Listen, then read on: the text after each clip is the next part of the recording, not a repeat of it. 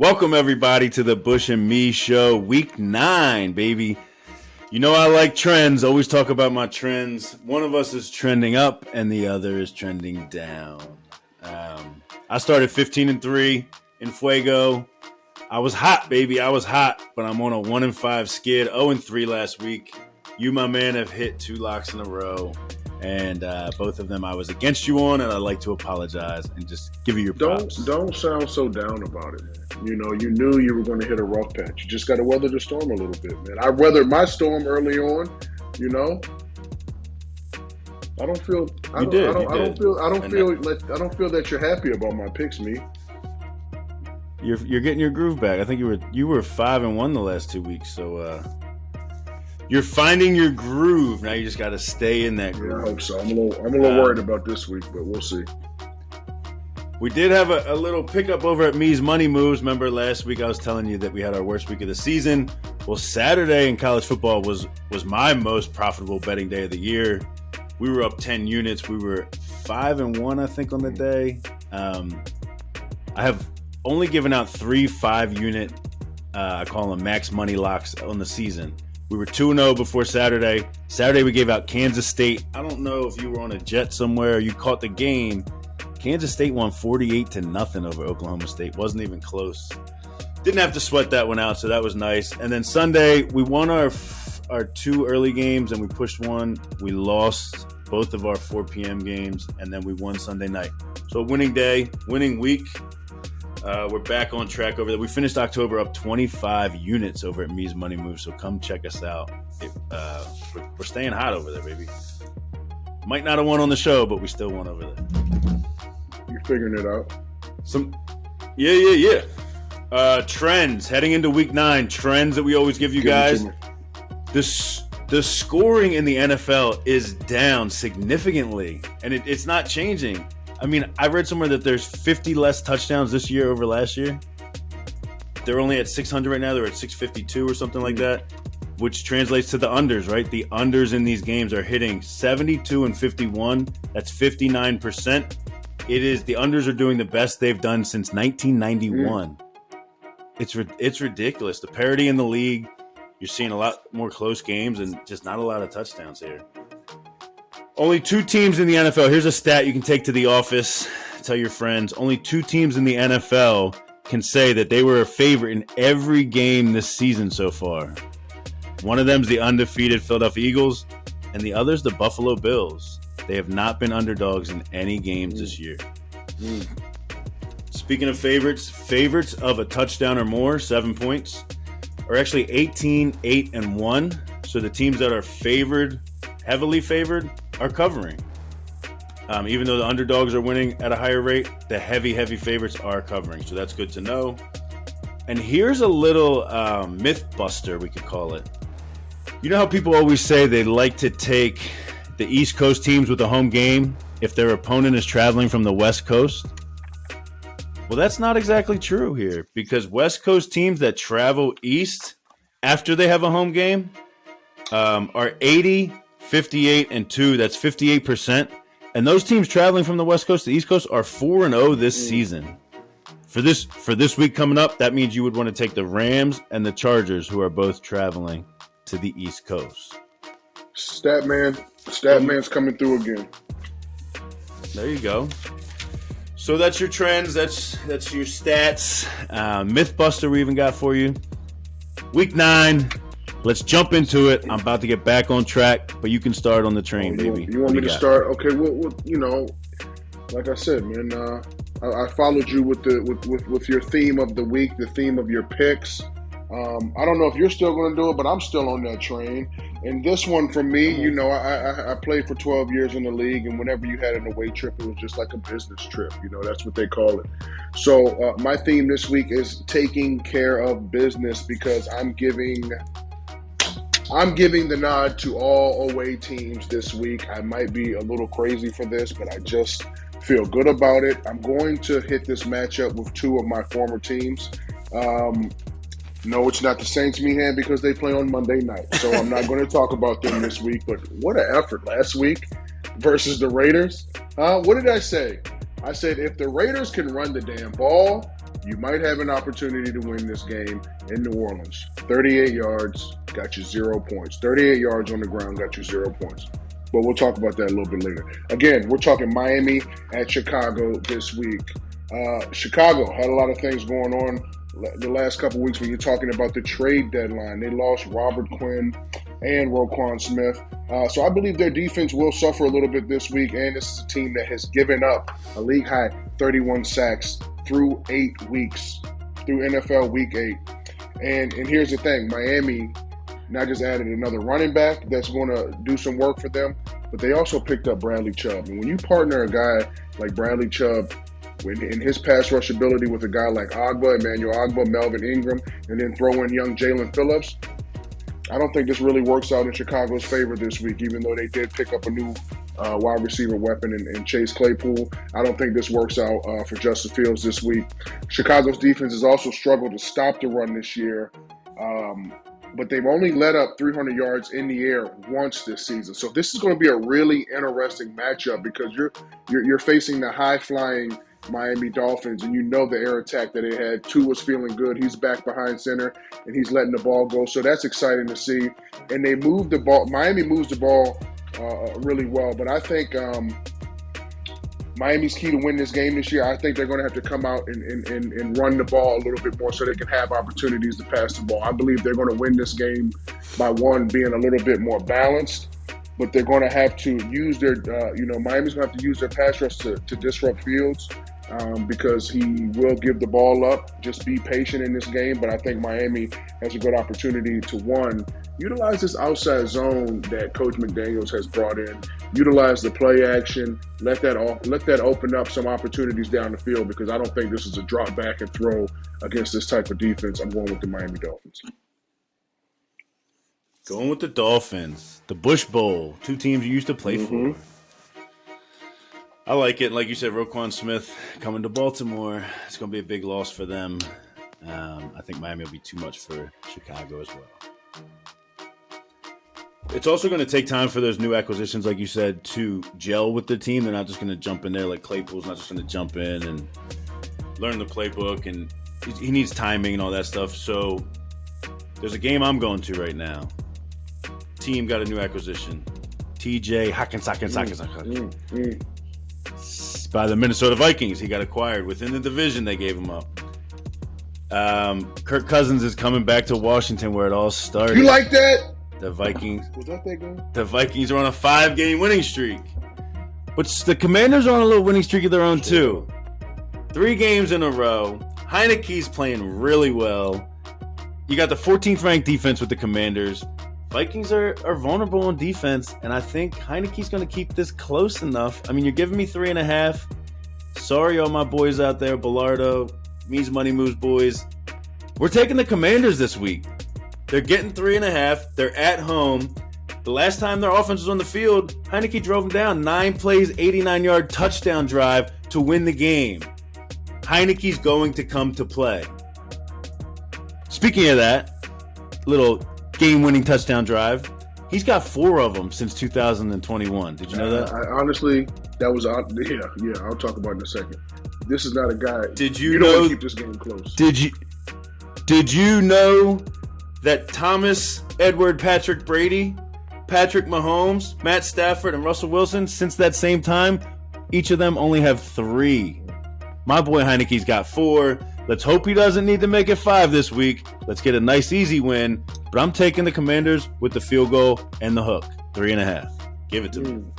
So, again, taking care of business. The Vikings are playing in Washington this week, and I'm taking the Vikings. I'm so glad that we're going up against each other again.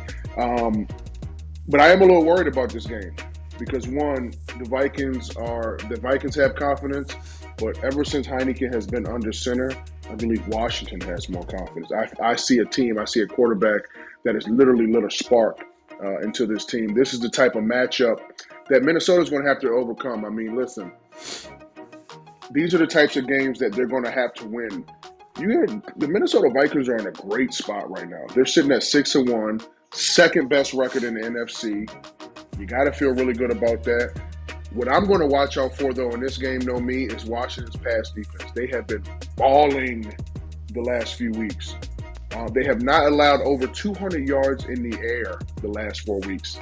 That's going to be the game changer for me. I do believe that Washington's rush defense has been a little so-so, but the key in their last 4 games has been the pass defense. If the Vikings want to have an opportunity to win this game, balance is going to be key. They got to understand they have to utilize Dalvin Cook. They have to, get 3 or 4 yards on that first play just to shorten up those fields a little bit, just so they can have some opportunities to throw the ball. I believe Minnesota's playing really good complementary football. If you look what they're doing on offense, you look at their stats, it's not like they blow you away. They'll rush for 130, 140, 120, and then put up 240 to 270 passing yards. That is complementary football to me. And what else they're doing, and Kirk Cousins and the Minnesota Vikings are doing, they're taking care of the football. They're taking care of the football. They're +6, I believe, in the turnover differential. So that right there is a recipe for success. That is how you get into the win column.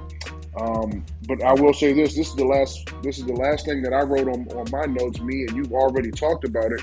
Minnesota cannot make this game close because Taylor Heinicke has showed you the last couple of weeks. You said game-winning drive last week.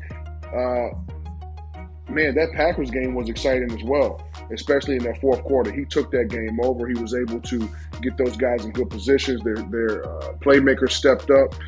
Listen, it's been exciting. I jumped on the Commander train with you, but I think this is an opportunity for the Vikings to continue to pull away a little bit. Damn it. I mean, the Green Bay Packers have had the NFC North in a chokehold. This is a year to pull away and get this type of victory. This is the type of victory you need. So I'm going Vikings. We're going head-to-head 3 weeks in a row. I got Washington, you got the Vikings. You're 2-0 against me. Time to break the trend. What better team to do it with than Me's Money Move's favorite team, the Washington Commanders. Okay. It'll be a fun game to watch now. I'm excited. Absolutely. My second game, I don't think I've done this on the show all year. 2 things I haven't done. One is taking a double-digit favorite, a team favored by double digits. This team's favored by 12.5. 2, I don't think I've taken the Chiefs at all. I know I've gone against them a lot on the show, but I'm taking the Chiefs. They're coming off their bye. My boy Andy Reid, friend of the show, 21-12 against the spread coming off a bye. In the regular season, 16-8 against the spread. So he's covering these spreads, coming off a bye. I just trust him. I trust this spot for the Chiefs. They're playing the Tennessee Titans. For those of you that don't know, Tennessee's won 5 in a row, right? Tennessee, everyone thinks, is an AFC contender to go to the Super Bowl. We still have Tannehill's status is up in the air, his ankle. If he plays, if he doesn't play, I don't think it's going to make a difference here, so I'm comfortable taking this. That 5-game winning streak I told you about, they beat the Texans last week, I had the Texans last week. Abysmal offense, couldn't move the ball at all.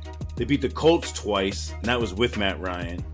They beat Washington with Wentz, which is a completely different team. He threw an interception in the end zone to end the game. And they beat the Raiders, who have shown us that they have all the talent in the world, but they're not a good football team. Those are their 5 wins. So you have a 5-2 team in Tennessee taking on a 5-2 team in Kansas City. But I think the trajectory of these 2 teams right now are going different ways. I'm taking the 5-2 Chiefs, favored by 12.5. They're going to win this game by 20 at least. Give me the Chiefs. I like that pick, and I like what you said about 5-2 records.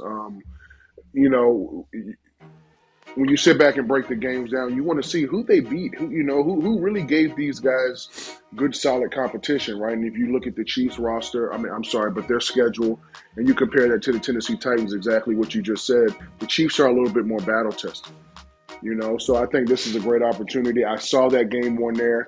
Anytime I see a double-digit favor, it scares me a little bit, but I get what you're saying. If Tannehill's not there, Malik's back there, I think you're going to see a good heavy dose of Derrick Henry. So you never know. But listen, I guess we're going to get into this lock of the week, and you've already talked about the team. You just kicked them while they were down, and you know what? They deserve to be kicked a little bit right now while they're down, and I'm going to kick them a little bit more, but I'm going to uplift them within the next couple of minutes, because I believe that although and they are favored this week in Jacksonville, and that's the Las Vegas Raiders. I was in there to watch the game. I was in the Superdome last week to watch the game. Maybe, me and a few of my friends came back and gave the New Orleans Saints a little bit of mojo. I don't know. That's what I'm going to say. That's what I told the Saints podcast this week. But at the end of the day, this was an embarrassing outing for the Raiders. It was embarrassing. I mean, the head coach, when he started his presser, apologized to the fans. Derek Carr even said it. He don't think he's ever been in a game where he hasn't been across the 50-yard line. They barely made it through it. The last 2.5 minutes of the game is when the Las Vegas Raiders finally crossed the 50-yard line. That's kind of unfair. You were probably on that side of the field more than they were. Tell me about it. Listen, it was poor. It was piss poor. The thing is, though, we talked about it last week, Meehan. We talked about what are the keys to success for the Las Vegas Raiders. Derek Carr has shown you that he can't be the guy that can take over the game through the air. You have these weapons. You're not able to utilize them. You're not able to air it out. And you're going to give Josh Jacobs the ball 10 times last week? Are you kidding me? Your offense runs through him. And if you don't utilize him from the time he gets off the bus until the last whistle blows, then you're doing your team a disservice. I mean, I'm just saying they're underperforming on both sides of the ball. Jacksonville, just to kind of talk about them a little bit, they started the season really well on run defense.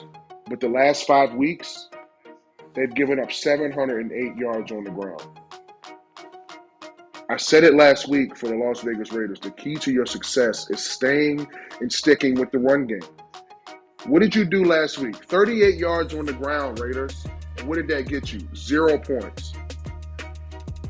Just an abysmal day at the office. I know I'm gonna sound like a broken record, but I have to see a team fight. You gotta want to fight back. You gotta just take a look at yourself. I remember, when I was with the Dolphins in 2016, and we were 1-4, and I had a conversation with Jermon James, and I'm just like, man, we can't keep going through this. Like, I'm tired of losing. I didn't sign up in year 10 to go through anything like this, and we found a way to turn it around. The Las Vegas Raiders have everything that they need in the locker room, in my opinion, to turn it around. They just have to do the details better, play a little bit more physical, and it all starts at the top, man. The head coach, understand what your weapons are, understand how you're going to win this game. Get off the bus, running the ball, because your quarterback hasn't shown that he can take the ball over. But I feel like this is an opportunity. One, it's a gut check time. They're traveling again. They got to go into Jacksonville and win. I'm going to give this one to the Raiders. Might be the only person I know taking the Raiders nowadays. I heard on the podcast I listened to, somebody said Jacksonville is showing their true spots. Yes. A lot of people have a lot of faith in them this year and thought they were going to do things once they got rid of Urban, and they're just not a good football team. So Raiders just have to win that game. Spread's less than 2. I think it's up to 2 now. So hopefully you get that one. Road team, though. You love the road teams. Yeah, they got to go take care of business, man. I'm going against a trend here as well. Going against a really hot team. They've won 3 in a row. I'm going against Geno Smith and the Seattle Seahawks, and I'm taking Kyler and the Arizona Cardinals -2, baby. I've taken the Cardinals twice this year, and they won both games from me, barely both times. This is a rematch of a game earlier this year that Seattle won 19-9, but it was in Seattle. Hopkins is back. Robbie Anderson's back, but I don't think that's going to be the difference in this game. Hopkins been back long enough now to have that timing with Kyler down. I think he's going to make a big impact in this game. If you've any daily fantasy leagues you guys are in, start Hopkins because the guy is going to go off this week. Seattle's in first place. Everybody loves him, right? Geno Smith, 13 touchdowns, 3 interceptions, I think. Guy's got MVP numbers right now. They're only 2-2 on the road, though. I'm telling you, my whole basis of this Seattle team is great. They've been outperforming. They've been surprising everybody. But they're a different team on the road. They're more susceptible here. They don't have that 12th man in the crowd. 2-2 on the road, like I said. One of those wins was the Lions, too. So you kind of discount that a little bit. No offense to all my guys from Detroit. They're just not the same team on the road. Kyler's got a big spot here. They're going to bounce back. They played the Vikings tough last week. They were in it for a little while until your boy Kirk went down, and they ended up covering in that game, which was good for most people out there. But I think the Cardinals showed you something there. They're going to bounce back here, and this is more of a must-win game for them right now to get back into this division, where I think Seattle can kind of rest on their laurels a little bit. And I'm taking the Cardinals -2. All they got to do is win by a field goal. Give me the Cardinals and lock it up, baby. That's solid. That's a solid pick. And, to be a successful team in this league and to make some noise, you're going to have to win on the road. So if you just win at home, listen, that's solid, But if you can't produce or put the same type of football out there when you're on the road as well and weather that storm, that's going to be difficult to really go where you want to go. It's going to be a good matchup, though. I'm really excited about this. I think this is a great matchup. As the season goes on, I want to continue to see how Geno Smith plays, how he reacts to pressure, because these games are going to be getting a lot more meaningful as November starts to roll on, and especially in December. You're going to see some really good football, and I think this is a great opportunity for these road teams that I selected to go out here, answer the bell, and stack a good win up. After this week, we'll be halfway through the season. It's crazy to already think about. It is. It's been a fun year, though. It's been a fun year because it's a lot of teams that we didn't think were going to be in the place that they were, and then we have a few teams that we thought were going to be a lot better. So, absolutely, absolutely, well said. I meant to do this before my lock, but I'm going to get my mojo back this week. I got to be like you, who's been doing well. So I wanted to throw on some fake ass glasses like I need them, look studious, and get my mojo back, baby. Well, listen, these are not fake. They have a little medicine in them, a little prescription in them. And I must say that you look like an emoji with those on. So that's funny. I look like my father. Yes, you do. Shout out to Big Ron. Shout out Big Ron. All right, guys. Hope you guys are liking everything. Hope you guys follow the picks. Bush's, especially the last couple of weeks, but I'm coming back, baby. I'm making a comeback. We got some things in the works, so keep watching, keep following, and we got big things coming. You know the drill. Tell a friend, and tell that friend to tell another friend, and tell that friend to tell a couple more friends, man. This is the Bush and Me Show. Appreciate you all tuning in, and we'll be back next week. Week 9, we out.